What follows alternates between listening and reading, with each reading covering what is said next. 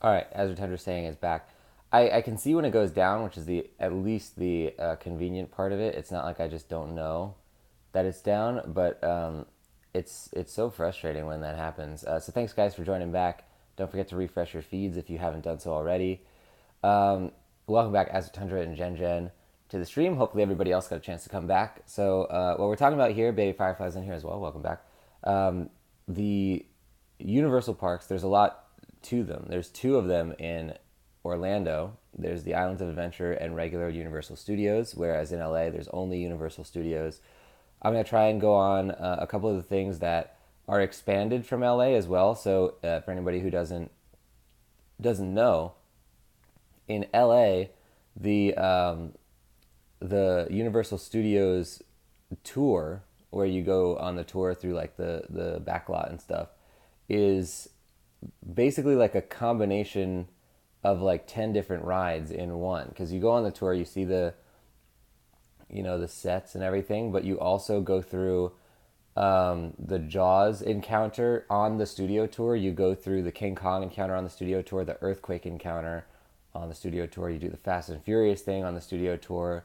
There's a lot of content in the studio tour, and what they do here is I think they have a studio tour, but they break all the rides out into their own things. So, King Kong is its own ride. We actually did that last time. It's really cool. Um, they To give you an idea, the thing on the studio tour in LA is that Peter Jackson shows up on the screen of the tour bus and gives you a little behind the scenes of how Weta put together this crazy. It's like a 360-degree thing where King Kong fights some T-Rexes, and it's amazing. But on this, obviously, they have to expand it into a full ride, so they added some extra stuff where you're on like a riverboat and you're going through, and there's like a storyline where there's this lady who's trying to get through Skull Island, and your tour bus manager is trying to help her, and she fights, like she goes into the spider pit and fights all the spiders, and then she goes into different areas and stuff, and then there's a point where King Kong fights the T-Rexes. So it's like they added other stuff around the edges of the ride. And there's even like an animatronic King Kong in Orlando, which isn't there in LA. So it's pretty cool to see how they like add new things onto the attractions that you've already seen. So I'm pretty excited to see what they do for Fast and Furious, what they do for Jaws, because those should all be expanded as well. Peer to Beer is in here. Welcome, Peer to Beer. What time are you? What time is Nick streaming today? I can't really promise exact times. Obviously, I'm on vacation with my family, so it's not really easy to sort of like know when I'm going to be streaming. It's kind of spur of the moment, kind of on a whim thing. But what I am trying to do is post on the Discord when I'm about to go live. So keep your Discord handy. Turn your Discord notifications on. I'll post an at everyone so that everyone can see it, no matter what board you're in or whatever. But that should be your best way of checking when the show is about to be live. But yeah, so King Kong was really cool, but I definitely want to see some more of the rides that are expanded. They have a new roller coaster in regular Universal that apparently is like a 90-degree drop. It's like a straight down drop, which I've never seen. They must have built it really recently, so I'm excited for that. Also, just a lot of the shops in Harry Potter World I want to go to and show off. So I mentioned Weasley's Wizard Wheezes, which is the joke shop by the Weasleys. It's really, really cool. They have the Leaky Cauldron, which is the tavern that they go into at the beginning of the first movie to get into Diagon Alley, and then it's just a place that I think it might be the place that they hang out in to do the Dumbledore's army meeting. I'm not sure, but they have that, and you can go into the Leaky Cauldron and actually get dinner. It's really amazing production design in there. Virtue is in here. Welcome, Virtue, to the stream. Posting that lurk command. I still haven't added a lurk command, but I will soon once I get back to LA. So yeah, they have the Leaky Cauldron, which I ate at a couple of times when we were there. and it's really nice. And they have all sort of like English type food, so it's not going to be like regular theme park food. It's like you get like a shepherd's pie or like you know fish and chips or all these different like really heavy English foods. Like it makes you want to go to sleep after you eat it, but it definitely does put you in the sort of Harry Potter mindset. Now, if some of you guys saw my previous Universal Harry Potter Land stream, you saw that I bought a couple of the, exclusive. Oh yeah, as we're saying, bangers and mash. I did get bangers and mash when I was there because, of course, you got to get that if you're getting English food, and it was really good. I've actually been doing like a paleo style diet recently where I don't eat bread, so being able to eat a hot dog without the bread is pretty convenient anyway. But yeah, the things that I got in Harry Potter World already, they have a lot of exclusive drinks, the wizarding drinks. So on stream last time, we bought a pumpkin juice. If you guys saw, me and Daniela were at the drink stand. I bought a pumpkin juice, and I think it was something fizzy drink. It was like a blueberry fizzy drink. I don't know what specifically it was. Oh no, it was a peach fizzy drink, and that one was pretty good. Pumpkin juice is really good. It's more of like a pumpkin spice thing. It's like an apple juice that has pumpkin spice in it, and that's really good. You also get, which I should have saved. I just threw it out, which was stupid. But there's like a bottle with the pumpkin on the top for the pumpkin juice that you can obviously, I guess, collect or keep in your house if you want to keep that item. So that's really cool because most of the things just come in, they're on like a tap and they put it into a glass. Jen's saying, you're talking about all my favorite foods. Now I'm hungry. Aw. But maybe you can eat along. I'd love to do like a show where I just eat like an English lunch or whatever at Harry Potter World. I don't know if that'll be possible though. But yeah, if you ever go to Universal and you're thinking about where to eat, definitely eat in the Wizarding World because it is very, obviously it's not going to be like 100%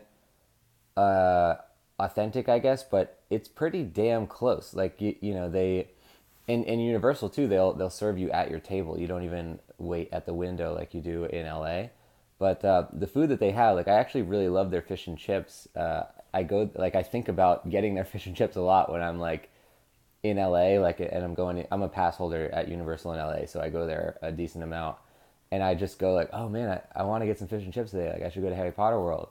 So they actually have really good English food. So give it a shot, and they do serve alcohol. Ginger is talking about.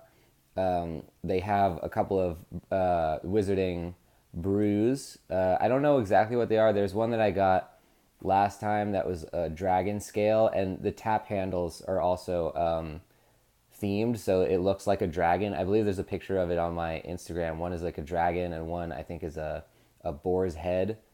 But the dragon scale one is like an amber lager, and then the other one I think is it might be a porter or maybe a stout. I don't know. It was something. I'm not really a big fan of porters or stouts, so I did not get that one. But yeah, the amber lager is pretty good. Yeah, so I mean, but I want to try and go to a couple of the attractions that I haven't gotten a chance to show off previously.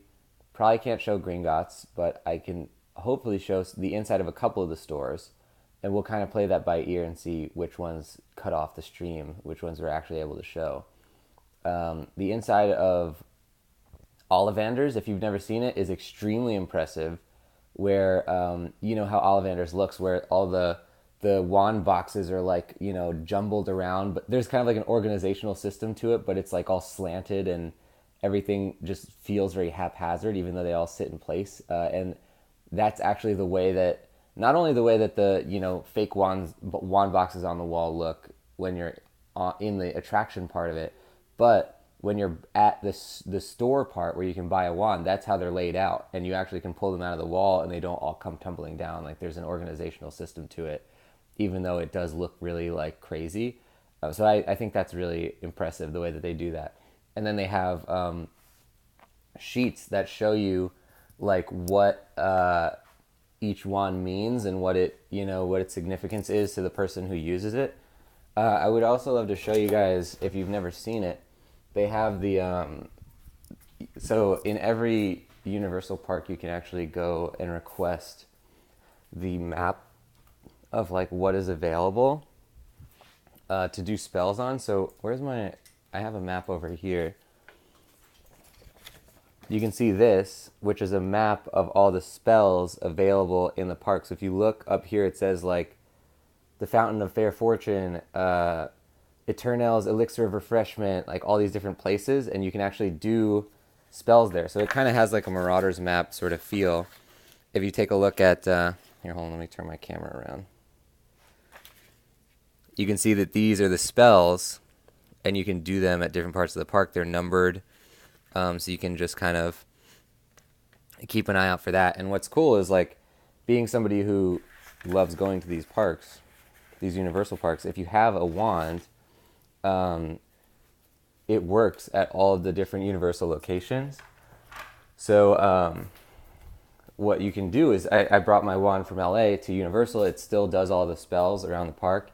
And, you know, being somebody who bought my wand in LA, obviously they gave me the map of Hogsmeade in LA.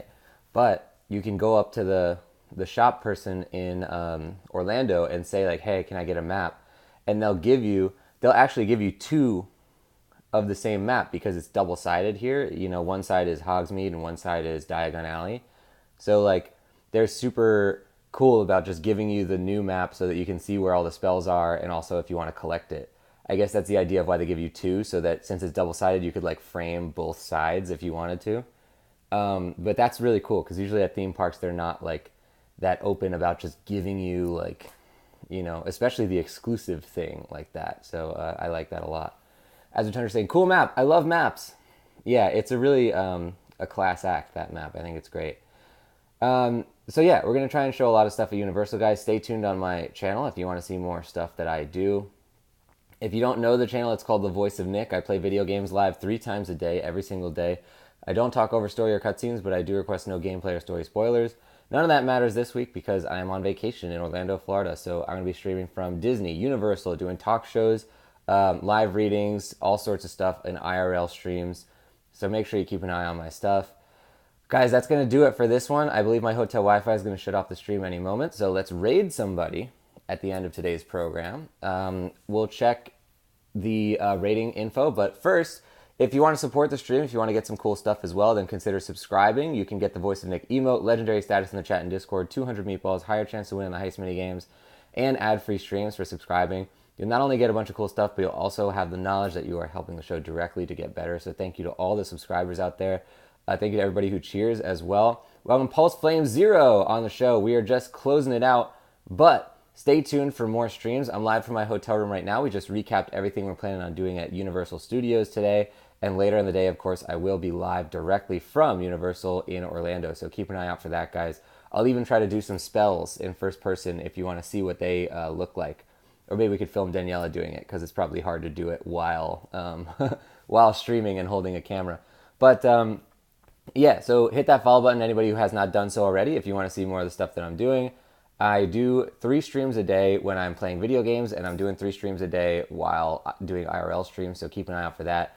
Now, the way that we do it with raiding here on mobile, I have to switch apps to check who we want to raid, so I'm going to have to actually switch the app, which will make the stream cut out for a second, so don't worry if the stream cuts out, guys. I'm just looking for a person to raid, and I'll be back in about 30 seconds with our name of a person to raid. So stick around if you want to be a part of that. We'll jump into somebody else's stream, and hopefully my hotel Wi-Fi won't destroy the show. So I'll see you guys in just a second with a person to raid. Hang tight.